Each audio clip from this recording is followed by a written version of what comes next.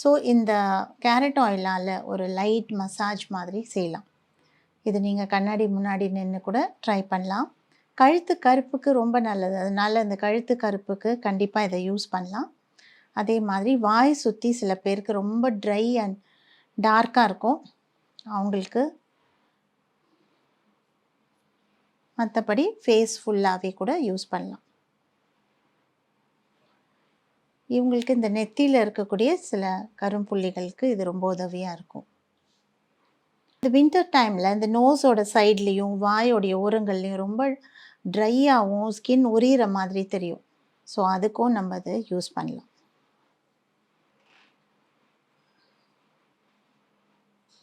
கொஞ்சம் நல்லா மசாஜ் பண்ணிவிட்டு ஒரு 5 மினிட்ஸ் அப்படியே விட்டுடலாம்.